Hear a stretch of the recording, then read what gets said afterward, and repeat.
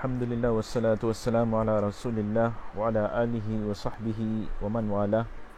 Amma ba'du, assalamu alaikum wa rahmatullahi wa barakatuh. Ang lahat ng pagpuri at pasasalamat ay nauukol lamang sa dakilang Allah subhanahu wa ta'ala.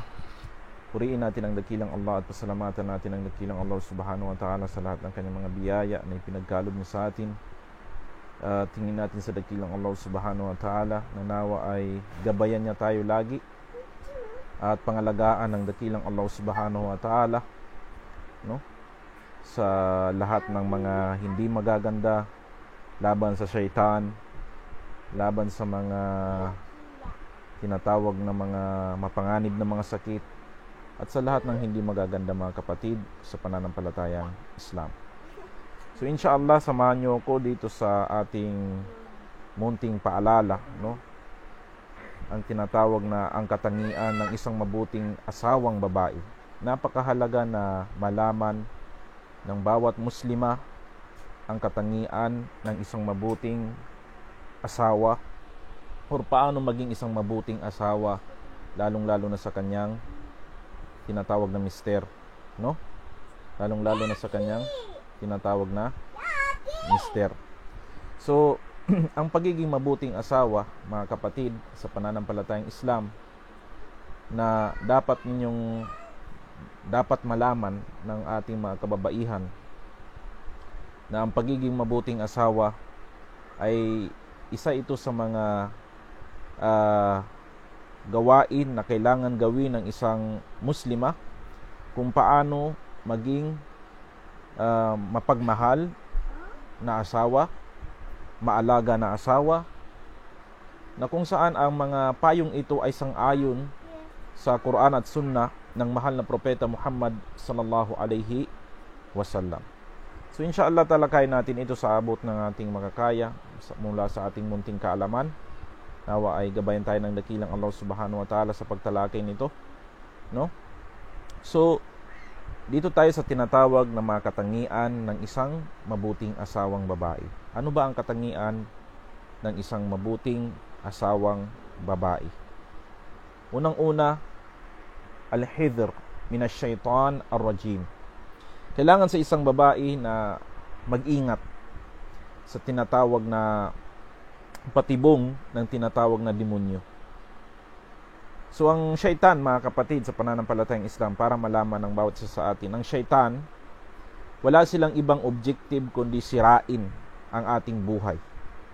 Wala silang ibang objective kung sirain ang ating tinatawag na pag-uugali, sirain ang ating magandang relasyon, magandang pakikitungo sa bawat isa, sirain ang ating pagkakapatiran, sirain ang lahat ng kabutihan, hanggang ang tinatawag na pagsasama ng mag-asawa, isa yun sa mga pinaka-the best na uri na gawain na ikasasaya ng tinatawag ni Iblis. Yun ay sinabi sa hadith ng mahal na propeta Muhammad sallallahu alaihi wasallam sa Sahihul Muslim, na mula kay Jabir ibn Abdullah, anna nabiyya sallallahu alaihi wasallam qala, inna iblisa yada'u arshahu 'alal ma' thumma yab'ath saraya ay yursilul junud wal bu'uth lil ifsad fa'adnahum minhu manzilatan a'zamuhum fitnatan, yani aqrabahum ilahi a'zamuhum fitnatan bainan nas, yaji'u ahaduhum, yani ahad haula'il junud, fayaqul fa'altu kadha wa kadha, fayaqul ma sana'ta shay'an, thumma yaji'u ahaduhum fayaqul ma taraktuhu hatta farraqtu bainahu wa baina imra'ati, fayudnihi min, ay iblis yudni hadha min, wa yaqul ni'ma anta. So sa sinabing ito ng mahal na propeta Muhammad sallallahu alaihi wasallam, yes, na kanyang sinabi, nakatiyakan na si Iblis, yes, quiet, na si Iblis na ilalagay niya ang kanyang trono sa ibabaw ng tubig. Ilalagay ni Iblis ang kanyang trono sa ibabaw ng tubig. Thumma yab'ath saraya. Tapos, kapag nailagay na ni Iblis ang kanyang trono sa ibabaw ng tubig, ay ipapadala niya ang kanyang mga sundalo, ang kanyang mga tauhan, na mga syaitan, para manira ng mga tao. So, sino man ang pinakamalaking fitna ang nagawa sa kanila, halimbawa, ang mga sundalong ito na kanyang pinadala, kung sino sa kanila ang mayroong pinakamalaking fitna na nagawa sa mga tao, siya yung mas malapit kay Iblis. Siya yung mas malapit kay Iblis. So, darating ang isa sa mga sundalo ni Iblis mula sa mga syaitan na kanyang sasabihin, fa'altu kada wa kada, gumawa ako ng ganito ganyan, ng ganito ganyan. Pero ang bagay na yun sasabihin ni Iblis, ma sanata syai'an. Wala yan. Baliwala yang ginawa mo na fitna sa mga tao. Wala yan. Para kang walang ginawa. Tapos darating ang isa sa kanila na kanilang sasabihin, hindi ko iniwan ang mag-asawang yun maliban na sila ay naghiwalay. Subhanallah. Hindi ko tinantanan ang mag-asawa hanggang sa sila ay maghiwalay.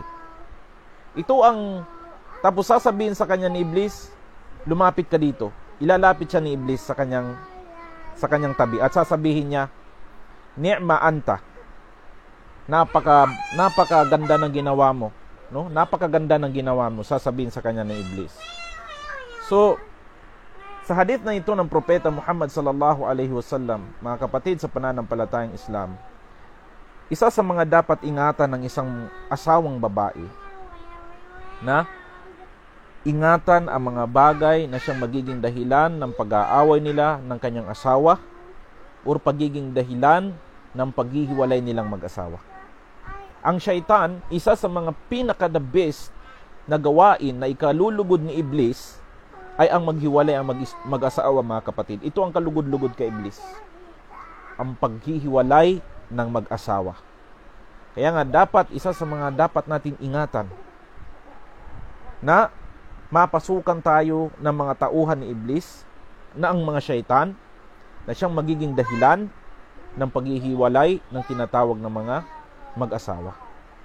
Kaya nga nararapat sa mag-asawa na paramihin ng dua sa dakilang Allah subhanahu wa ta'ala. Paramihin ng duha na, ya Allah, patatagin mo kami sa lahat ng pagsubok na darating sa aming mag-asawa. Na ya Allah, nanawa ay protektahan mo kami sa mga syaitan, sa mga masasamang binabalak ng mga demonyo. So, kaya nga, meron mga adab, mga katuruan ng mahal na propeta Muhammad sallallahu alaihi wasallam. Before tayo papasok ng bahay, anong sasabihin natin? Bismillah. Before ka papasok ng bahay, Bismillah. Bakit? Para hindi sumama si syaitan. Hindi makapasok sa loob ng iyong pamamahay ang demonyo, si syaitan. Para walang magsatsat sa asawa mo, sa mga anak mo o sa'yo. Papasok ka ng bahay, sasabihin mo Bismillah. Anong sasabihin ng syaitan? Sa gabing ito ay wala tayong kakainin at wala tayong matutulugan. So every step na papasok kayo ng bahay, kailangan na sabihin natin ng Bismillah, kakain ka, Bismillah. Nang sa ganun ay hindi makasama sa atin si syaitan. Hindi makahalubilo si syaitan sa ating mga anak, sa loob ng ating mga bahay. Isa sa mga pinakadabis doon para mapalayas natin ang syaitan sa ating mga bahay ay basahin ang Quran sa loob ng ating pamamahay. Ayon sa hadith ng propeta Muhammad sallallahu alaihi wasallam, isa ang Suratul Baqarah sa pinaka-the best na sura na siyang nagpapalaya sa demonyo sa loob ng ating mga pamamahay. O di kaya paandarin nyo ang tinatawag na MP3 sa Suratul Baqarah sa inyong mga bahay tapos kayo nakikinig. O di kaya paramihin ninyo ang mga dua sa loob ng inyong mga bahay. At pananatili sa pangangalaga sa mga ipinag-uutos ng dakilang Allah subhanahu wa ta'ala. Sa atin, sa mga muro, meron silang paniniwala hanggang ngayon na yung kahoy, isang uri ng kahoy na may tusok-tusok na sinasabit nila sa ibabaw ng kanilang mga bahay para daw proteksyon sa mga demonyo na hindi makapasok sa mga bahay. O di kaya magsasabit ng mga ayatul kursi dyan sa pintuan ng bahay mismo. Kapasok ka sa pintuan, merong nakabitin dyan na ayatul kursi, suratul ikhlas, suratul falak, suratul nas, na ang paniniwala daw nila ay para hindi daw makapasok ang syaitan sa loob ng pamamahay. Ang ganitong uri ng paniniwala ay isang uri ng tinatawag na bid'a at walang basihan sa Islam. Kahit pa magdekorasyon ka ng Quran sa loob ng iyong bahay, napakalaking suratul yasin na dekorasyon sa loob ng iyong bahay, kahit magsabit ka ng mga aya ng Quran sa iyong mga bahay, papasok ang syaitan. Kung pumapasok ka ng bahay, hindi ka nagbibismillah or hindi ka nagbabasa ng Quran sa loob ng inyong mga bahay. Kaya nga mapanganib na mismo ang syaitan ay nakikutulog sa atin, sa ating mga higaan kasama ng ating asawa. 'Di ba? Meron ngang dua before ka makipagsiping sa iyong asawa. Merong dua 'yun, bismillah. Nang sa ganun ay hindi sumali sa iyo habang ikaw ay nakikipagsiping sa iyong asawa, ay hindi sumasali sa iyo ang demonyo. No? Merong dua, subhanallah. Hindi tayo iniwan ng propeta Muhammad sallallahu alaihi wasallam na nagkulang siya, bagkus lahat ay itinuro niya sa atin. Hanggang ang pakikipagtalik sa ating mga asawa, pagpasok sa CR, paglabas ng CR, paglabas ng bahay, pagpasok ng bahay, lahat ng yan ay itinuro sa atin ng propeta Muhammad sallallahu alaihi wasallam. Mayroong mga dua na dapat mong banggitin nang sa ganun ay ikaw ay maproteksyonan mula sa mga jin, mula sa mga syaitan, sa mga tauhan ni Iblis. Kaya napakahalaga sa bawat mag-asawa na kailangan na memorize nila ang mga da'wat na ito, ang mga dua na ito, na itinuro sa atin ng mahal na propeta Muhammad sallallahu alaihi wasallam. Kaya nga, yun ay kabilang sa tinatawag na sifat ng isang mabuting asawa. No? Iwasan ninyo mga kababaihan na maging sunod-sunuran kayo ng demonyo o maging tauhan kayo ng mga demonyo. Kapag inutusan kayo ng inyong asawa na kung saan ay makakabuti sa inyo, sundin ninyo. No? Kapag ang isang babae ay malayo sa demonyo, masunurin sa dakilang Allah subhanahu wa ta'ala, wallahi, napakaganda ng bahay, napakaganda ng pamamahay, napakaganda ng pamamahay na ang mag-asawa ay nagsasama ng mabuti, na ang ginagawa nilang sintro ng kanilang pagsasama ay ang takot sa dakilang Allah subhanahu wa ta'ala. Malayo sila sa demonyo dahil nga pinapangalagaan nila ang mga ipinag-uutos ng dakilang Allah subhanahu wa ta'ala. Pinapangalagaan nila ang mga dua, ang mga sunanun dua na itinuro ng mahal na propeta Muhammad sallallahu alaihi wasallam. Ilan sa mga pamilya sa panahon natin, subhanallah, ang nagkakahiwalay, ang nasisira dahil sa pagpinitreat ng demonyo sa loob ng ating mga pamamahay, mga kapatid sa pananampalatayang Islam. Dahil mismo tayo, pinapapasok natin ang mga demonyo sa ating mga bahay. Mapasok ng bahay, hindi magbibismillah. Sisiping sa asawa, hindi magdudua. Tayo mismo ang nagpapapasok sa loob sa kanila sa ating mga bahay. Kaya nga minsan, kadahilanan na marami sa panahon natin na mga mag-asawa ang nagkakahiwalay dahil sa ganitong mga pangyayari. Natatandaan ko pa ang sinabi ni Sheikh Shankiti, hafizahullah, na pinakamainam sa mag-asawa na palagi silang magdua. Yun ang pinakadabis sa lahat, mga kapatid, na every tahajjud natin, every sala natin ay kailangan na nagdudua tayo na, Ya Allah, ilayo mo kaming mag-asawa sa mga syaitan. Pagtibayin mo ang aming pagsasama dito sa mundo hanggang sa kabilang buhay, na siya ang maging dahilan ng aking paraiso at hindi ang pagiging impyerno. Isa ito sa mga pinakamainam na mga gawain, mga kapatid sa pananampalatayang Islam. Kaya nga napakahalaga, lalong-lalo na sa isang mabuting asawang babae, na pangalagaan ang mga dua ng mahal na propeta Muhammad sallallahu alaihi wasallam, at lalong-lalo na ang mga obligadong pagsamba na ipinag-utos ng dakilang Allah subhanahu wa ta'ala. Sunod, kabilang sa katangian ng isang mabuting asawa, idakhalus surur ala zawjiha. Kailangan sa isang babae na pasayahin niya ang kanyang husband, ang kanyang mister. Isa sa mga pinakaayaw ko sa babae, sa totoo lang, ay ang every time na tumitingin ako sa kanya, ay nakasimangot siya. Hindi maganda sa isang babae na every time na tinitingnan siya ng kanyang asawa, ay nagkukunot noo o nakasimangot. Or yung labi nakaganon na sa taas. Parang galit. Galit talaga, no? So hindi dapat ganun. Kaya nga sabi dito, idkhalus surur ala zawjiha idha nadhara ilayha. Titingnan ka pa lang ng husband mo, kailangan ma-feel niya na siya ay masaya Paano nyo to gagawin, mga kababaihan? Every time na dumarating ang asawa nyo, lalong-lalo na kapag ang mga mister nyo galing sa trabaho, sa mabibigat na mga trabaho, kailangan na nandun kayo sa pintuan na sinasalubong mo sila, na ikaw ay naka-smile. Kahit anumang problema, pagsubok, wala kayong masarap na ulam, hindi kayo nakakakain ng 3 beses sa isang araw, hindi yun dahilan para mapasaya mo ang yung tinatawag na mister. Alam nyo ba na ang pag-smile nyo sa amin, na inyong mga asawa, ay nagpapagaan ng aming karamdaman at ng aming kalooban at ng aming mga problema na aming pinapasan? Napakaganda ng isang asawa na titingnan mo siya na naka-smile siya kapag tinitingnan mo siya. Kaya kayo, mga kababaihan, iwasan ninyo yung every time na dumarating ang asawa ninyo, pagod ng pagod, galing sa trabaho, tapos pag-uwi ng bahay kayo, nakasimangot. Imbis na salubungin ninyo dahil napagod na pagod, alagaan nyo kaagad. Yun ang isa, subhanallah, yun ang isa sa pinakadabis na uri ng asawa. Ang ganong uri ng asawa.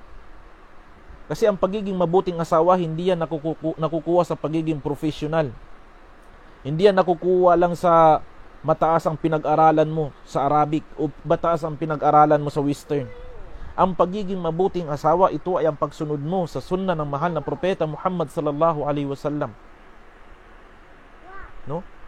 Kaya kabilang sa mga pamamaraan para mapasaya natin ang ating mga mister ay dapat every time na tumitingin sila sa atin ay napapasaya natin sila sa pamamagitan ng inyong anyo. Magdamit kayo ng mabuti. Kahit na meron na kayong 1 dusinang anak, hindi yung dahilan para hindi na kayo magpaganda. No? Kailangan magpaganda ka, magsuot ka ng maganda, magpabango ka para sa iyong asawa o ikaw na babaeng muslima. No? Kapag ikaw ay inutusan ng iyong asawa, sundin mo ng mayroong pagpapakumbaba, nang walang pagmamataas, walang maraming sinasabi, hindi nang kukunot noo. Kung ikaw ay inutusan ng iyong asawa, sundin mo. Alam nyo ba na ang pagsunod ninyo sa inyong asawa ay isa sa mga ibada na ikalulugod ng dakilang Allah subhanahu wa ta'ala, isa sa mga kadahilanan na ikapapasok ninyo sa paraiso. Subhanallah. Kaya nga, sinabi ng mahal na propeta Muhammad sallallahu alaihi wasallam mula kay Abi Hurairah radhiyallahu an, merong nagsabi sa propeta Muhammad sallallahu alaihi wasallam, ayyin nisa'i khair. Sino ang pinakamainam sa mga kababaihan? So sinabi ng mahal na propeta Muhammad sallallahu alaihi wasallam, allati tasurruhu idha nadhar. Ang pinakadabis sa mga kababaihan ay yung every time na titingnan siya ng kanyang asawa ay napapa-smile niya ang kanyang asawa, napapasaya niya ang kanyang asawa. Wa tuti'uhu idha amar. Sinusunod niya ang kanyang husband kapag siya inuutusan. Wala tukhalifuhu fi nafsiha wa maliha bima yakrah. Hindi niya sinusuway ang kanyang asawa kapag siya ay kinakailangan o kailangan ng kanyang mister. Hindi niya sinusuway ang kanyang asawa sa kanyang sarili, lalong-lalo na sa tinatawag na kayamanan. Iniiwasan niya ang mga bagay na ikakagalit ng kanyang mister o ikakamuhi ng kanyang mister. Ito ang isang ugali ng isang mabuting asawa, mga kapatid, sa pananampalatayang Islam. Kaya nga, sa panahon natin, inna kathira minan nisa la ta'rifu az-zina wa tajammul illa idha aradat an takhruja min al-bayt wa tughadiru li huduril munasabah aw ijtima' aw nahwi dhalik. Ang mga kababaihan sa panahon natin iba. Magpapaganda lang yan, magsusuot ng maganda, magpapabango, magmi-make up, magli-lipstick. Kapag merong dadaluhang kasal, kanduri, pupunta ng mall, magsha-shopping, doon lang yan magpapaganda kapag lalabas ng bahay. Doon lang niya gagamitin yung mga chinchancho niya, yung mga perfume niya, yung magagandang damit niya. Pero kapag nasa bahay siya, hindi yan magpapabango para sa kanyang asawa, hindi magdadamit para sa kanyang asawa, hindi magdadamit ng maganda para sa kanyang asawa. Subhanallah, sabi pa dito, amma fima yata'allaqu bihaqqi zawj idha dakhal fatalaqahu bi thiyabir rathah. ritha.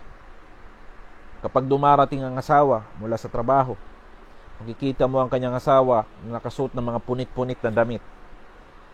Mga hindi magandang uri ng damit. Wa biraihatin ghairu tayyiba. Masasalubong siya ng kanyang mister na ang kanyang baho amoy kilikili pa.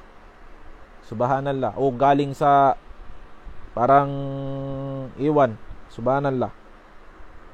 Wa bi sya'rin sya'af. O di kaya buhok, gurang-gurang yung buhok. Hindi marunong mag-ayos ng kanyang buhok. May mga babaeng ganito. Pag uwi ng mister, napakapangit ng damit. Napakabaho.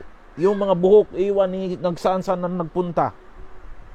Wa bisifatin tasudduhu anha wa taqta'u an rugbatihi fiha. Alam niyo ang kadahilanan minsan nawawala ng gana sa atin ang ating mga mister dahil sa ganitong mga pag-uugali natin. Lalong-lalo na sa inyong mga kababaihan. Magsuot kayo ng maganda kahit nasa bahay kayo. Magpabango kayo. Ayusin nyo yung buhok nyo. Mag-perfume kayo. Nang sa ganun ay mas maakit pa inyong mister. No? Nang sa ganun ay mas mapamahal pa sa inyo ang inyong mga mister. Mas masiyahan pa sa inyo ang inyong mga mister. Yun ang dapat ninyong ganyan gawin mga kapatid sa pananampalatayang Islam. No?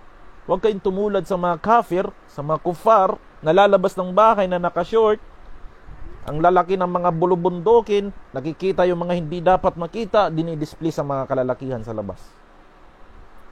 Kayo na mga Muslima, lalabas, magpapaganda lang kayo, magsusuot kayo ng maganda, magpapabango pa yung iba, mag-aayos lang ng buhok kapag lalabas, pupunta ng mall, may bibilhin, ganito ganyan, o may pupuntahang kasal, kanduri. Pero pagdating sa asawa, kapag nasa bahay lang, napakabaho ng kilikili, amoy isda o amoy ano pa dyan, bungang araw, yung mga buhok, hindi mo maintindihan. So paano magkakaroon sa iyo ng tinatawag na kasiyahan sa iyo ang iyong mister? No? So ganun yun mga kapatid sa pananampalatayang Islam. Lalong-lalo na sa mga kababaihan dyan na ayaw nilang mag-asawa ng pangalawa ang kanilang mister. Di kung ayaw nyong mag-asawa ng pangalawang nyong mister, ayusin nyo sarili nyo. Ha? Kapag nasa bahay si mister mo, kapag nandun na lang kayo dalawa sa kwarto, magpasiksi ka sa asawa mo. Akitin mo ang mister mo. Dahil yan ay ipinag-uutos sa Islam. Ialay mo ang sarili mo sa asawa mo. No? My love, pagod ka ngayong araw no? Gusto mo ba i-massage kita? Gusto mo ba? 'Di ba? Dapat nire-relax nila sa atin. Dapat ganun mga kapatid sa pananampalatayang Islam. 'Yun ang isang ugali. Hindi 'yun tinatawag na pagiging malandi. Hindi, dahil karapatan 'yun ng asawa mo 'yan. Ang pagiging malandi, yung paglalandian mo dun sa mga kalalakihan na hindi mo kaano-ano. Yung paglalandi mo sa asawa mo, inaakit mo siya, isa yung uri ng ibada. Nire-relax mo siya, lalong-lalo na siya ipagod, hinamassage mo, binibigay mo. Kaya nga, kabilang sa mga sifat ng isang mabuting asawa, inaalay niya ang kanyang sarili. Hindi niya na hinihintay na hinahabon pa siya ng kanyang mister, kundi siya mismo ang nag-aalay ng kanyang sarili sa kanyang asawa. You know what I mean? Ganun ang ugali ng isang mabuting asawa, mga kapatid, sa pananampalatayang Islam. Kaya nga, kapag ang isang babae ay hindi marunong sa ganitong uri ng mga pag-uugali, no? Minsan ito yung nagiging dahilan na ang kanilang mga asawa ay naghahanap ng ibang babae. Yung maayos na babae. Yung babaeng nabibigay nila ang karapatan ng kanilang asawa. Yung mga babaeng mapagkakatiwalaan. Yung mga babaeng nagpapasaya sa kanila. Kaya ito ay payo unang-una sa mga kababaihan natin na kahit ilan na yung anak natin, 1 dosina na yung ating anak o 2 dosina ba yan, ay hindi yun magiging dahilan para hindi tayo magpaganda, magpabango. Oo, alam ko na kapag ang babae noon, sexy ka pa, maliit pa yung katawan mo. Nung magkaroon ka ng anak, manganak ka, naging balon ka na, lumaki ka na. Pero hindi yun magiging dahilan na yung naging balon ka na, malaki ka na, tumaba ka na, ay hindi ka na magpapaganda, hindi ka na magpapabango. Hindi. Kailangan mo pa rin mag-ayos ng iyong sarili. Kailangan mo pa rin ayusin ang iyong sarili. No, ganun yun mga kapatid sa pananampalatayang Islam. Ito ang mga pag-uugali ng isang mabuting asawa, mga kapatid, sa pananampalatayang Islam. No? Ito ay pag-uugali ng isang mabuting asawa. Lalong-lalo na kapag ang mga mister ninyo, mga kababaihan, ay galing sa biyahe. Galing sa biyahe. Kapag ang mister ninyo galing sa biyahe, halimbawa, how many years na kayong hindi nagkita or months, galing abroad or nasa ibang trabaho, sa ibang lugar ang kanyang trabaho, ay kailangan na kapag parating na si mister, kailangan maghanda ka. I-check mo ang sarili mo. Meron ka bang kailangan i-shave dyan, linisan dyan, para pagdating ni mister, flawless ka? Kailangan nakahanda yung kwarto, mabango yung kwarto, masarap yung ulam na pagdating ni mister. Pagdating ni mister, yayakapin mo siya, hahalikan mo, di ba? Naayusin mo yung higaan nyo, yung mga energy drink dyan, para pag-uwi ni mister, wala nang ibang gagawin. Kakain, magpapahinga, maglabing-labing na lang kayo.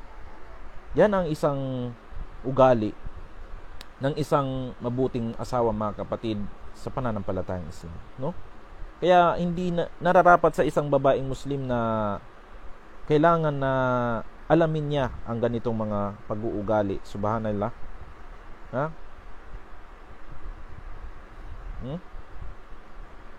Kailangan na ganito ang pag-uugali ng isang mabuting asawa. Kaya mga kapatid, sa pananampalatayang Islam, napakahalaga na malaman ng bawat isang babaeng Muslima na alam niya ang mga bagay na mapagpapasaya sa kanyang asawa. Dahil every time na napapasaya mo ang iyong asawa, kinalulugdan ka ng dakilang Allah subhanahu wa ta'ala. Totoo yan. Huwag niyong kalimutan na ang isa sa mga kadahilanan ng pagpasok ninyo sa paraiso, mga kababaihan, ang pagsunod ninyo sa inyong mga asawa. Sunod, kabilang sa katangian ng isang mabuting asawang babae, sinabi ng mahal na propeta Muhammad sallallahu alaihi wasallam, khairu nisaikum alwadud alwalud muwatiya almuwasiya idha ittaqayna Allah wa syarr nisaikum almutabarrijat almutakhayyilat wa hunnal munafiqat. Sabi ng mahal na propeta Muhammad sallallahu alaihi wasallam, ang pinakamainam na babae sa inyo ay ang tinatawag na alwadud. Ang ibig sabihin ng alwadud, ito ay isang uri ng katangian na isang babae na kapuri-puri. No? Kapag ang isang lalaki ay nagkaroon ng ganitong uri ng asawa, napakaswerte niya. Sa totoo lang. Ang ibig sabihin ng wadud, mapagmahal na asawa. Mapagmahal na asawa. Karapat dapat na mahalin ng kanyang mister. Kapag ang isang babae ay meron siyang tinatawag na pagmamahal, tunay na pagmamahal sa kanyang asawa, katiyakan na ang kanyang pakikitungo sa kanyang mister ay magiging mabuti. Ang pakikipaghalubilo niya sa kanyang mister ay magiging mabuti. Ang pananalita niya sa kanyang mister ay malambing. Hindi niya pinagtataasan ng busis. Pakikitungo niya sa kanyang mister ay napakaganda. Kapag ang isang babae ay mayroong tunay na pagmamahal, mga kapatid. Kapag sinabi mong pagmamahal, hindi lang ito sa puso, sa gawa, sa pananalita. Every time na magsalita ka sa iyong asawa, malambing, mahinhin, na mayroong pagpapakumbaba, na mayroong pagmamahal. Diba? Napakasarap kaya sa feeling ng ganun. Baby, my love, habibi, kumain ka na ba? Anong gusto mong ulam para may pagluto kita? Subhanallah. Kung ako yung ganunin, napakasaya. Masaya na ako sa ganung pananalita kahit hindi mo na ako lutuan ng ulam. Totoo. Yun ang gusto naming mga kalalakihan, yung mapagpakumbaba na babae, malambing na babae, mahinhin na babae. Pero ang mga babae natin sa panahon natin, nako, Oh, bakit hindi ka pa nagsaing? Anong gusto mong ulam? Subhanallah. Anong uri ka ng asawa? Bakit ka ganyan sa asawa mo? Alam nyo ba, ang pagtataas ng busis sa inyong mga mister ay hindi pwede, mga kapatid, sa pananampalatayang Islam. Ang pagtataas nyo ng busis sa inyong asawa, yan ay masama. Sabi ni Sheikh Ibn Uthaymin rahimahullah na ang pagtataas ng busis sa mga mister ay masama. Hindi maganda. Hindi talaga maganda sa isang babae na nagtataas ng busis sa kanyang mister. Yan ay pinakaayaw ko sa babae. Ang pinagtataasan ako ng boses. Hindi maganda, mga kapatid, sa pananampalatayang Islam. Wat tawaddud yakunu bil kalam. Ang pagmamahal ay sa pamamagitan sa pananalita, sa pananamit, sa kalabasan ng anyo, sa pag-uugali, lalong-lalo na sa gawa. Doon mo makikita ang tunay na pagmamahal sa iyo ng iyong asawa. No? Subhanallah. Nawa, kunti na lang ang ganitong uri ng mga kababaihan sa panahon natin. Kunti na lang, no? Subhanallah. Nawa ay dumami pa sila. Sunod, al-walud. Isa sa mga pinakamainam na uri ng babae, al-walud. Kathiratul injab, malakas manganak. Wahiya sifatun hamidatun fil mar'ah. Ang babaeng malakas manganak, ito ay isang pinakamainam na babae. Wahiya min khairin nisa. Siya ang pinakamainam sa mga babae. Ang babaeng malakas manganak. Subhanallah. Maliban na lang kung ang babae ay may sakit or hindi pwede manganak na marami o sunod-sunod ng panganganak, wala namang problema. Hanggat mabuti ka sa iyong asawa, mabuti ka pa ring babae. No? Kasi sinabing ito ng propeta Muhammad sallallahu alaihi wasallam, amma in kanat hiya waludan walakin tamna al-awlad wa taqta'u al-injab wa tas'a fi qit'atihi fa hadha fihi dararun 'alayha. Dahil ang babae, mayroong mga babae sa panahon natin ayaw mag-anak ng marami. Subhanallah. Mag-aanak ka na naman, bubuntisin mo na naman ako. Ang mahal-mahal ng gatas, ang mahal-mahal ng bigas, ang mahal-mahal ng pagkain, maraming chichiburchi yan. Basta, wag mo bubuntisin muna ngayon. Palakihin muna natin ang 7 years old yung anak natin bago natin pasundan ng pangalawa. Alam nyo ba ang ganitong uri ng tinatawag na pag-uugali, no? Ay masamang paghihinala o masamang pag-iisip sa dakilang Allah. Ang karamihan sa atin na ang akala nila na ang pagpaparami ng anak ay dahilan ng krisis. Na ang pagpaparami daw ng anak dahilan ng kahirapan. Subhanallah. Tanungin mo kaya ang sarili mo. Nung pinanganak ka bang mahirap o mayaman? Mahirap. So bakit mo, yung kahirapan mo, bakit mo isisisi sa panganganak o sa mga anak mo? Hindi po kadahilanan ang pagpaparami ng anak ng tinatawag na kahirapan o krisis. Hindi. Bagkus ito ay kaibig-ibig sa mahal na propeta Muhammad sallallahu alaihi wasallam. Subhanallah. Alam nyo anong cockroach. Alam nyo sinabi ng propeta Muhammad sallam? Quiet. Tazawwadul wadudul walud. Mag-asawa kayo ng babaeng mapagmahal na malakas manganak. Fa inni makathirun bikum al-umam yawmal qiyamah. Dahil katiyakan na ako ang pinakamarami sa lahat ng mga propeta na nagdaan. Tayong nasyon na ito, ang nasyon ng mahal na propeta Muhammad sallallahu alaihi wasallam, ang pinakamarami sa araw ng paghukom. Isipin mo, inutusan tayo ng propeta Muhammad sallallahu alaihi wasallam na mag-asawa ng babaeng mapagmahal na malakas manganak. Alam nyo, ang pagpaparami ng anak, hindi ito dahilan ng kahirapan. Sa totoo lang. Hindi ito tinatawag na kadahilanan ng kahirapan, mga kapatid, sa pananampalatayang Islam. No? Baka kasi iniisip nitong iba kasi mag-isip ang mga kababaihan. Minsan advance naman na mali. Advance na mali. Wag na tayo muna mag-anak. Mahal yung gatas, mahal yung bilihin, mahal yung bigas, mahal yung ganito, mahal yung ganyan. Alam nyo ba na ang pagpaparami ng anak ay kadahilanan yan sa tinatawag na biyaya ng dakilang Allah subhanahu wa ta'ala? Sinabi ni Sheikh Muhammad bin Salih Al-Uthaymin rahimahullah, no? Na ang pagpaparami ng mga anak ay hindi yan kadahilanan ng tinatawag na kahirapan. Bagkus sila ang kadahilanan ng pagdami ng biyaya sa inyo ni Allah. Sino man ang mag-isip na ang pagdami ng mga anak ay naging dahilan ng kahirapan, katiyakan naging masama ang kanyang pag-iisip sa dakilang Allah subhanahu wa ta'ala. Ano ang sinabi ng dakilang Allah sa Quran? La taqtulu awladakum khasyata imlaq. Fanahnu narzuquhum wa iyyakum. Kung hindi ako nagkakamali sa aya, Huwag niyong papatayin ang inyong mga anak dahil sa kadahilanan o sa takot ninyo sa tinatawag na kahirapan. Dahil kami ang nagpapakain sa kanila. Kami ang nagbibiyaya sa kanila at sa inyo ng mga magulang. Isipin ninyo ang sinabing ito ni Allah. Siya ang nagpapakain sa ating mga anak.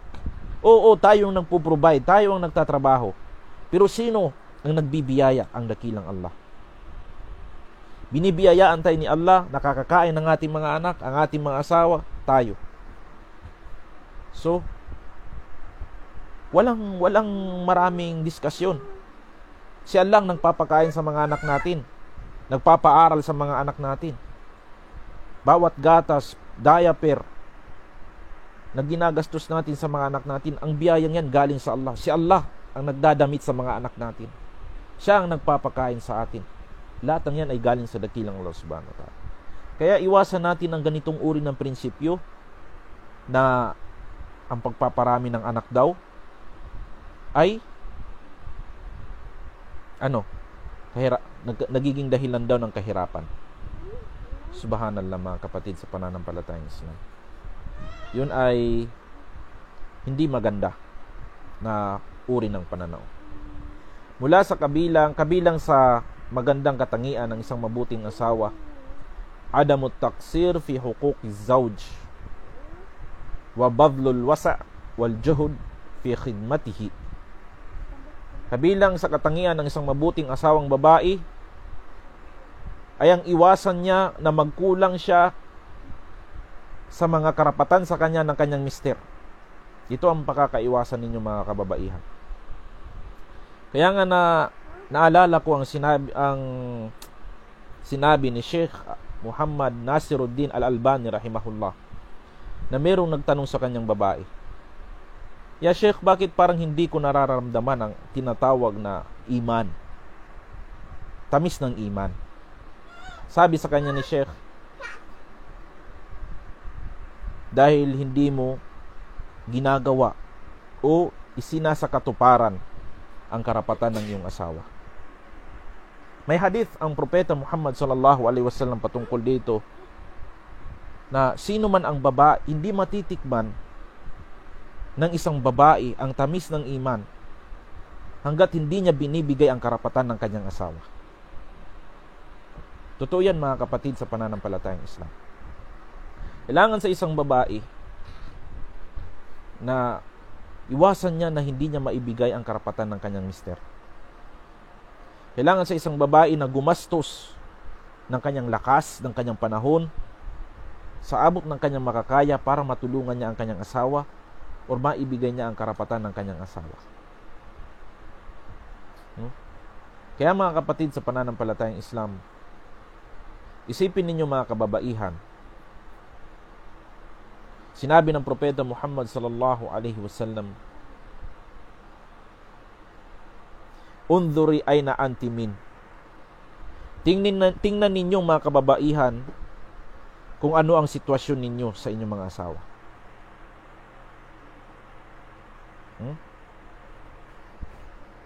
Tingnan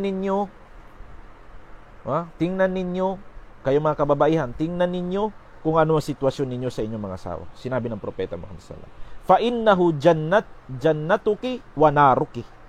Dahil ang inyong mister, sila ang pwedeng maging dahilan ng inyong pagkaparaiso at pagkaimpyerno.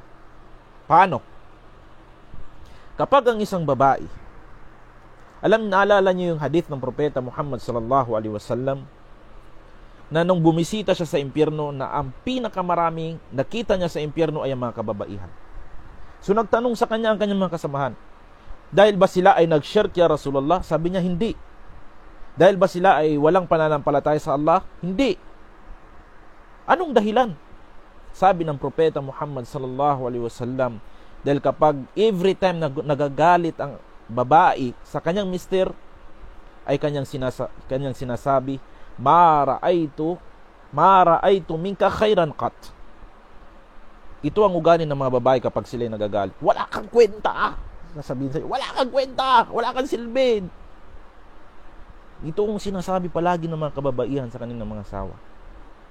Ito yung binanggit ng propeta Muhammad sallallahu alaihi wasallam, ma ra'aytu minka khairan qat. Ang kadahilanan ng karamihan sa mga babae na itinapon sa impyerno dahil sa salitang ito, dahil sa sentence na ito, na every time na nag-aaway sila ng kanyang mister, kanyang sinasabi, ma ra'aytu minka khairan qat. Wala akong nakikitang kabutihan sa iyo. Napakasama mong asawa. Nagkamali lang ng konti, maliit, isang beses ang mister, lahat, mali na lahat. Lahat ng kabutihan na ginawa sa kanya ng kanyang mister, mali na lahat yun. Masama na lahat yun. Yun ang dapat nating iwasan. Kapag ganito ang uri ng pag-uugali ng isang babae, katiyakan na mapupunta siya sa impyerno. Dahil mismo ang propeta Muhammad sallallahu alaihi wasallam ay kanyang sinabi, karamihan ng itinapon sa impyerno dahil sa ganitong uri ng mga kababaihan, na every time na nakikipag-away sila sa kanilang asawa, na kanilang sinasabi, ma ra'aytu minka khairan qat. Wala akong nakita sa iyo na kahit katiting na kabutihan. Hindi marunong magpasalamat sa kanilang mga asawa. Hindi marunong magpasalamat. Binibilhan ng kanyang mister ng damit, masasarap ng pagkain, binibigay ni mister ang kanyang mga pangangailangan. Hindi mo maririnig, thank you love, thank you habibi, I love you. Hindi mo yan maririnig. Sasabihin pa, bakit ito yung binili mo, hindi man to branded? Bakit ito yung binili mo, hindi man to original? Bakit mo to binili, ukay-ukay man to? Subhanallah, hawla wala. Imbis na magpasalamat ka, no? Imbis na magpasalamat ka sa iyong asawa, minura mo pa yung bagay na ibinili sa iyo ng iyong asawa. No? Bakit ito yung binili mo? Dapat yung doon ka sa bumili kasi branded yun. Ano yun? Matibay yun. Itong babae hindi marunong mag-isip kung ano ang trabaho ng kanyang asawa, kung magkano ang kinikita ng kanyang asawa, ano ang sitwasyon ng asawa niya. Siguro yung asawa niya doon nagtatrabaho sa construction, siguro hindi niya alam, kanina muntik ng mahulog, muntik ng madisgrasya, para lang siya ay mapakain, mabigay ang kanyang pangangailangan. Sa panahon na tinatanggap ng kanyang mister ang kanyang sahod, ang unang naiisip ng kanyang mister ay kung paano siya mabilhan ng mga bagay na wala siya. Yan ang dapat ang isipin ninyo mga kababaihan, na hindi nyo alam ang asawa mo pulis, hindi mo alam na yung asawa mo kanina meron silang operasyon, muntik na tamaan ng ligaw na bala o di kaya tinamaan nang hindi mo alam. Alam nyo, ang mga mister ninyo, minsan meron mga nangyayari sa kanila na hindi nila sinasabi sa inyo dahil ayaw nilang mag-alala kayo. Naghahanap buhay sila, kahit na buhay na nila ang nakataya sa kanila, para lang makapakain kayo, maibigay nila ang karapatan ninyo.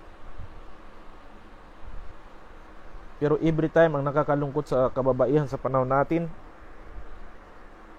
hindi sila marunong, hindi nila kayang gampanan ang karapatan ng kanilang mga mister. Kaya mag-ingat kayo mga kababaihan, dahil pwede kayong mapunta sa impyerno dahil sa inyong asawa. Yun ang sinabi ng propeta Muhammad sallallahu alaihi wasallam, unduri ayna anti min. Tingnan mo o ikaw na babae ang sitwasyon mo sa iyong asawa. Ikaw ba ay mapupunta sa paraiso dahil sa iyong asawa, o ikaw ay mapupunta sa impyerno dahil sa iyong asawa? Paano mapupunta sa impyerno ang babae sa pamamagitan ng kanyang mister sa impyerno? Napupunta ang isang babae sa impyerno kapag hindi niya ginagawa ang karapatan ng kanyang asawa sa kanya. Kapag hindi niya nakatuparan ang karapatan ng kanyang mister sa kanya. Pwede maging maparaiso ang babae kapag ang isang babae ay masunurin sa kanyang mister, o di kaya ang isang babae ay ginagampanan niya sa abot ng kanyang kakaya ang karapatan ng kanyang asawa. Kaya yun ang dapat pakaingatan ninyo mga kababaihan. Dahil ang kaming mga asawa ninyo, pwede kami ang maging dahilan ng inyong pagkaparaiso at ng pagkaimpyerno. Sunod mga kapatid, sa pananampalatayang Islam, naiyak na ako tuloy. Kabilang sa katangian ng isang mabuting asawa, adamu irhaqi zawj bin nafqah. Iwas-iwasan ninyong pahirapan ang inyong mga asawa sa tinatawag na gastos. Sa paggastos. Merong mga kababaihan na hindi marunong makontento. Subhanallah. Dapat kayong mga kababaihan, inaalam nyo ang sitwasyon na trabaho ng inyong asawa. Kapag alam nyo na ang asawa nyo ay sumasahod lang ng tag 300 per day, 150 per day, dapat alam nyo kung ano ang bagay na bibilhin ninyo na hindi mahihirapan ng inyong mga mister. No?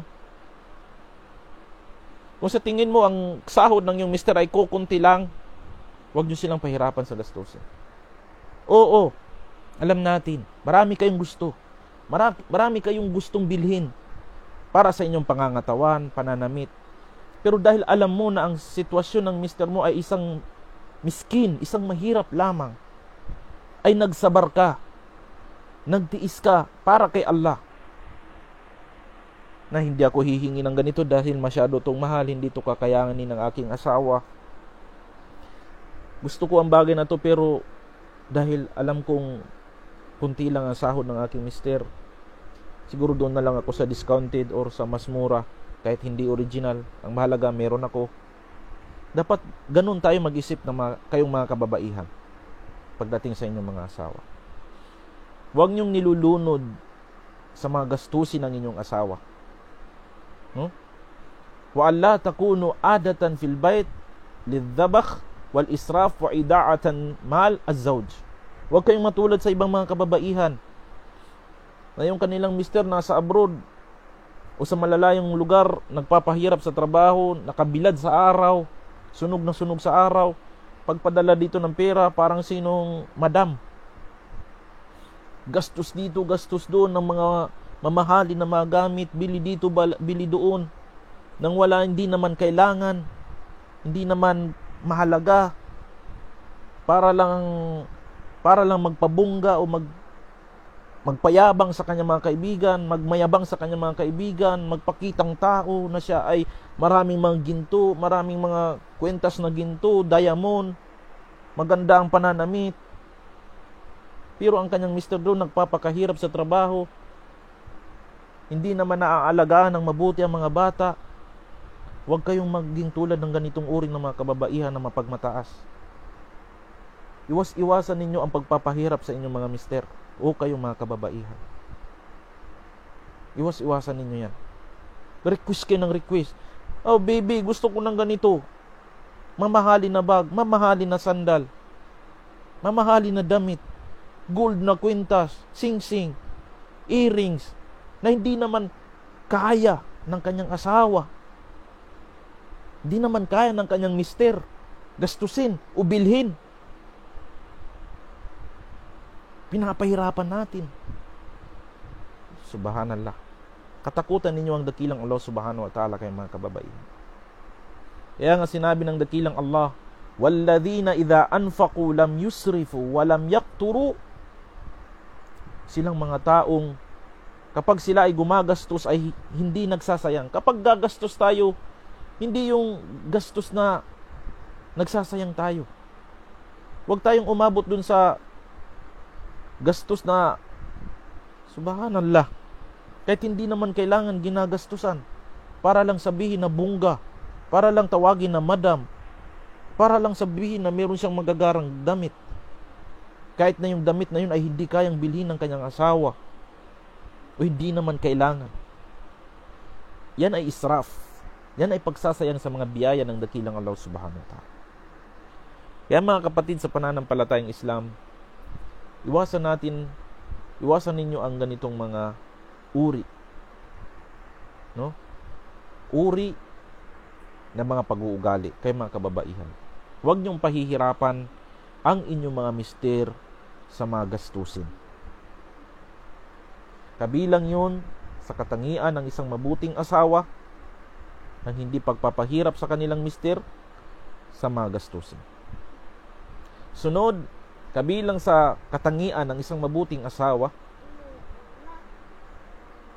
ayon sa sinabi ng mahal na propeta Muhammad sallallahu alaihi wasallam, la yashkurullah man la yashkurun nas. Hindi nagpapasalamat sa dakilang Allah, hindi kumpleto ang pagpapasalamat sa dakilang Allah ng mga taong sino mang hindi marunong magpasalamat sa mga tao. Ang ibig sabihin nito, meron talagang mga babae na hindi marunong magpasalamat sa kanilang mga asawa. Ito ang isa sa mga dapat ninyong alalahanin, mga kababaihan, na palagi ninyong pasalamatan ang inyong mga asawa sa lahat ng mga bagay. No? Sa lahat ng bagay. Alhamdulillah, thank you, syukran, habibi, jazakallahu khairan. Dapat ganun kayo, mga kababaihan. Marunong kayong mag-appreciate kahit sa mga maliliit na bagay. Marunong kayong magpasalamat kahit sa mga maliliit na bagay, murang bagay na binili sa inyo ng mga asawa ninyo. Kahit pa binilhan ka ng mister mo ng bakal na singsing, kahit na ito ay tag 50 pesos lang, ang singsing na ito, dahil nagagandahan siya dito at alam niyang bagay na bagay sa iyo. At kahit hindi yun gold, hindi man silver, kahit na ito ay maganda at mura lamang, binili niya ito. Bakit? Binili ito ng mister mo dahil mahal ka niya. Ang tanong, nabibili ba ng pera ang pagmamahal ng iyong asawa sa iyo? Halimbawa, bumili si mister mo ng singsing. Ito, singsing, nakita niyo ba? Bumili siya ng singsing. My love, binili ko to para sa iyo dahil mahal kita. Maraming salamat sa pag-aaragwa mo sa akin, lalo na sa ating mga anak. So, kahit na yan ay mumurahing singsing, dapat marunong ka pa rin magpasalamat. Bakit? Dahil na-appreciate ng iyong mister ang paghihirap mo, paglalaba mo, paggising mo sa umaga, pag-aalaga mo sa iyong mga anak, lalong-lalo na sa kanya. Dapat i-appreciate mo. Sabihin mo, alhamdulillah, thank you habibi, kahit mo mumurahin to, dahil punong-puno ito ng pagmamahal, walang pera na siyang kayang bumili ng singsing na ito. Hindi natutumbasan ang pagmamahal ng isang asawa sa kanyang misis, mga kapatid, sa pananampalataya. Kaya ang mga babaeng hindi marunong magpasalamat sa kanilang mga asawa, kailanman ay hindi nila matitikman ang tamis ng pananampalataya. Yan ang katotohanan. Ang babaeng hindi marunong makontento kung ano ang meron siya, kung ano ang kaya ng kanyang mister, ay hindi magandang uri ng isang babae, mga kapatid, sa pananampalataya. Yun ay hindi magandang uri. Kaya, mga kapatid, sa pananampalatayang Islam, kayong mga kababaihan, no? Magpasalamat kayo palagi sa inyong mga asawa. Malaki man o maliit na bagay, pasalamat kayo palagi sa inyong mga asawa. Para maramdaman ninyo ang tunay na pananampalataya, ang tamis ng pananampalataya sa dakilang Allah subhanahu wa ta'ala. Sunod, kabilang sa katangian ng isang mabuting asawa, ihtiramuz zawj, ang pagrespeto sa kanyang asawa, sa kanyang mister. Wa ma'rifatu qadrihi, alamin mo ang kakayahan ng iyong mister, sitwasyon ng iyong mister. Wa haqqihi, alamin mo ang karapatan ng iyong mister. Kaya nga, mga kapatid, sa pananampalatayang Islam, sinabi ng mahal na propeta Muhammad sallallahu alaihi wasallam, an Ibnu Abbas radhiyallahu an, mula kay Ibnu Abbas radhiyallahu anhuma, anna Rasulullah sallallahu alaihi wasallam qala, nakatiyakan na ang sugo ni Allah subhanahu wa ta'ala, sumakanya nawang kapayapaan, ay nagsabi, la amuru ahadan ay yasjuda li ahadin, walau amartu ahadan ay yasjuda li ahadin, la amartul mar'ata an tasjuda li zawjiha. Kung meron lang akong karapatan, kung meron man akong uutusan na isang tao na magpapatira pa sa kanyang kapwa-tao, katiyakan na uutusan ko ang babae na magpatira pa sa kanyang mister. Ang sinabing ito ng propeta Muhammad sallallahu alaihi wasallam, mga kapatid, sa pananampalatayang Islam, ganito kalaki ang karapatan ng inyong mister sa inyong mga asawa, sa inyo na mga kababaihan. Wa yatada'afu haqqu az-zawj in kana rajulan min ahli as-salah wat-tuqa wad-diyana wal-muhafadha ala ibadatillah war-ri'aya li ta'atihi. Lalong-lalo na kapag ang mga mister ninyo ay kabilang sa mga ulama, mga ustads, mga duat, mga may takot sa dakilang Allah, relihiyoso, mga kalalakihan na pinapangalagaan ang mga pagsamba na ipinag-utos ni Allah. Napakalaki ng karapatan nila sa inyo o kayo mga kababaihan. Napakalaki ng karapatan nila sa inyo. Yun ang dapat ninyong alamin. No? Dahil sa laki ng karapatan ng mga kalalakihan sa kanilang mga misis, sinabi ng mahal na propeta Muhammad sallallahu alaihi wasallam sa hadith na nirawa ni Tirmidhi at ni Ibn Majah mula kay Mu'adh bin Jabal radhiyallahu an, na qala Rasulullah sallallahu alaihi wasallam, sinabi ng sugo ng dakilang Allah subhanahu wa ta'ala, sumakanyanawa ang kapayapaan, la tu'dhi imra'atun zawjaha fid dunya. Huwag ninyong sasaktan, hahamakin ang inyong mga mister dito sa mundo. Yun ang sinabi ng propeta Muhammad sallallahu alaihi wasallam. Bakit? Bakit nyo, ano pala ang mangyayari kapag hinamak nyo ang inyong mga mister? Iniinsulto, minumura ang inyong mga mister, hindi nire-respeto ang inyong mga mister. Ano ang mangyayari? Illa qalat zawjatuhu minal hurul 'ain. Dahil kapag sinasaktan ninyo ang inyong mga mister, hindi nyo binibigay ang karapatan ng inyong mga mister, iniinsulto nyo, pinagtataasan nyo ng boses, minumura nyo, sasabihin ng kanyang asawa mula sa mga hurun 'ain sa paraiso, la tu'dhihi, wag mong sasaktan ng aking asawa. Sasabihin ng mga hurun 'ain sa paraiso, wag mong sasaktan ng aking asawa. Sasabihin niya, qatalakillah, patayin ka nawa ni Allah. Subhanallah. Fa innama huwa indaka dakhil yushiku ayyufariqaki ilayna. No? Yan ang dapat ninyong alalahanin, na hanggang ang mga kababaihan sa paraiso, ang mga hurun 'ain, ay pinapagalitan nila kayo kapag hinahamak ninyo ang inyong mga mister. Kaya wag ganun mga kapatid sa pananampalatayang Islam, na maging mabuti kayo sa inyong mga asawang lalaki, sa inyong mga mister, sa inyong mga husband. Kabilang din sa katangian ng isang mabuting asawa, idza manallahu alayhi wa akramaha bil aulad an ta'dila bainahum.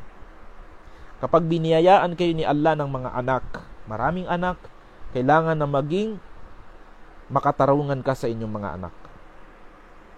Maging justice ang iyong pakikitungo sa inyong mga anak. Sinabi ng propeta Muhammad sallallahu alaihi wasallam, i'dilu baina auladikum. I'dilu baina auladikum. 2 beses na ito inulit. Maging makatarungan kayo sa pagitan ng inyong mga anak. Maging makatarungan kayo sa pagitan ng inyong mga anak. Kailangan na kayong mga asawa na siyang nangangalaga sa mga anak ng inyong mga mister, kailangan na maging makatarungan kayo sa pakikitungo sa kanila. Walang favoritism. Hindi, pantay-pantay ang pakikitungo ninyo sa kanila. Yun ay isa sa mga katangian ng isang mabuting asawa.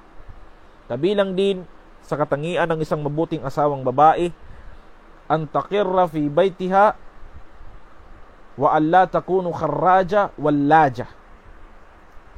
So, isa sa mga katangian ng isang mabuting asawa ay ang pananatili sa bahay. Wala nang the best na lugar para sa mga kababaihan na mga muslima, na mga mu'mina, na mga may takot sa dakilang Allah maliban sa kanilang bahay. Pero ang babae sa panahon natin, iba. Iba ang mga kababaihan sa panahon natin. Naaano sila ng mga kafir, ng mga hindi Muslim na mga babae. Kakaboring naman dito sa bahay. Nakakaboring naman dito sa bahay. Para akong bilanggo. Huwag kayong magsalita ng ganyan, subhanallah. Hindi naman siguro sa isang taon palagi ka dyan sa bahay. Siguro nga every weekend lumalabas ka ng bahay kasama sa iyong mister. Nagra-rides kayo, naliligo kayo doon sa mga beach, sa mga ano. Hindi ka naman siguro pinagdadamutan ng iyong asawa na mag-outing. Naliligo kayo kasama ang iyong mga anak. Kumakain kayo sa labas, sa mall, sa mga restaurant, kasama ang iyong pamilya. Outing na yan. Yung mga babae sa panahon natin, iba ang gusto nila. Gusto nila araw-araw pumupunta ng mall. Pumupunta ng Starbucks, pumupunta ng lugar para lang makipagkita doon sa mga barkada niya, mga kababaihan. Yung mga anak dito, hindi na, huwag kayong tumulad sa mga Arabo, subhanallah. Hindi naman lahat, pero yung mga Arabo, ganyan yung mga ugali ng mga asawa nila. Kukuha ng mga katulong, ang mag-aaruga sa mga anak, ang mga katulong. Ang mga asawa nila, nandun sa mall. Ang nagpapalaki sa mga anak, mga katulong.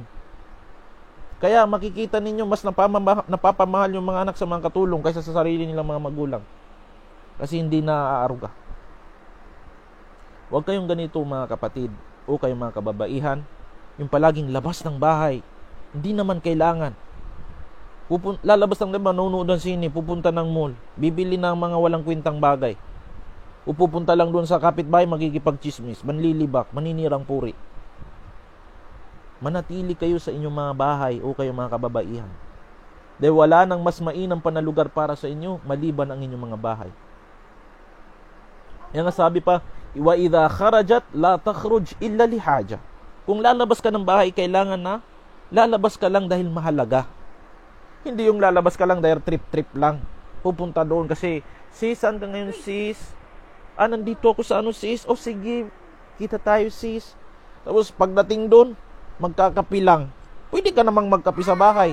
Pagdating doon, yung pinag-uusapan, yung ibang tao, nanlilibak, nanchichismis. Yun yung pinuntahan doon. Lumabas ng bahay dahil lang sa panchichismis, panlilibak. Lumabas ng bahay dahil magkakapi. Hindi ka ba pwede magkapi sa loob ng bahay? At talagaan ng yung mga anak? No? Iwasan ninyo ang ganito mga pag-iisip. Dahil hindi kayo mga kafir. Kayo ay mga muslima. Well, dahil wala nang mas mainam pa na tirahan para sa isang babae maliban sa kanyang bahay. Kaya nga sabi ni Sheikh bin Baz rahimahullah, ang pinakainam na hijab ng babae ay ang kanyang bahay.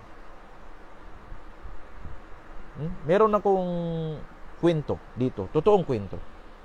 Ang babaeng ito mahilig mag-travel. Mahilig siya mag-travel. Kahit ayaw ng kanyang mister. Dahil yung mister na under niya, sige, travel yung babae. Hindi na alam na mister kahit saan nagpunta. Nang sa ganon, nang ilang araw ang nagdaan, ilang years, napag-alaman na gusto nang makipaghiwalay sa mister dahil pala meron ng ibang nakita na lalaki. Yun yung iwas-iwasan ninyo mga kababaihan. Ang labas ng labas kayo ng bahay nang hindi naman mahalaga. Wa alla takuna mutabarrija safira.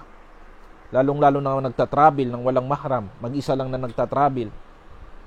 No? Tapos kapag nagta-travel, halos wala ng hijab. Iwasan nito ang ganitong uri ng mga pagkatangian. Kapag lalabas naman ng bahay, kapag lalabas kayo ng bahay, mga kababaihan, kailangan na binababa niyo ang inyong mga paningin.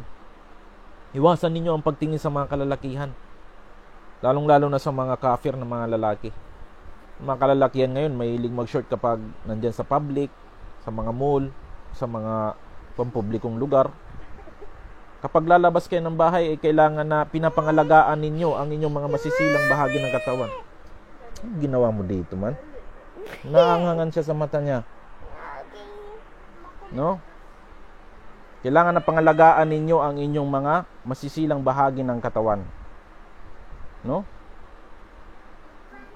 Kaya mga kapatid sa pananampalatayang Islam, isa ito sa mga katangian ng isang mabuting asawa.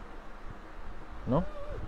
Kaya sabi pa ng mahal na propeta Muhammad sallallahu alaihi wasallam, al-mar'atu awrah. Ang babae ay aura. Ang babae ay parang masilang bahagi ng katawan. No? So, iwas-iwasan natin mga kababaihan, kayo mga kababaihan, na palagi kayong lumalabas, nagtatravel ng hindi naman mahalaga. Iwasan nyo yung pag-iisip na depressed ka, oppressed ka, dahil palagi ka na lang sa bahay, naboboring ako. Alam nyo ang word na boring, ay hindi ito pwede sa isang Muslim o Muslima. Dahil ang word na boring, hindi ito maganda. Para bang nabuburingan ka sa biyaya sa iyo ni Allah. Boring naman. Anong boring? Nasa mapayapa kang bahay. May pagkain sa bahay. Nandyan ang inyong mga anak. Meron kang mabuting asawa. Anong boring? Nabuburingan ka sa mga biyayang ito sa iyo ni Allah. Wala kang sakit. Meron kang magandang pangangatawan. Nakakakain ka ng mabuti. Magandang yung kalusugan. Sasabihin mo pa rin boring? Ang word na boring, iwasan natin to dahil hindi ito maganda, sa totoo lang. Dahil ito ay para bang hindi ka marunong magpasalamat sa mga biyaya sa iyo ni Allah subhanahu wa ta'ala. Boring naman. Kaya ayaw ko ng word na ito. Dahil hindi maganda talaga, mga kapatid, sa pananampalataya. Sunod, wa min sifati az-zawja as-salihah adamu ifsha'is sir az-zawj wal umur al-khasa bayna az-zawjayn hatta law waqa'a baynahuma firqa wa lam yatahaqqaqu wi'am fa kullu minhuma alayhi ayattaqi Allah jalla wa ala fi hadha al-amr.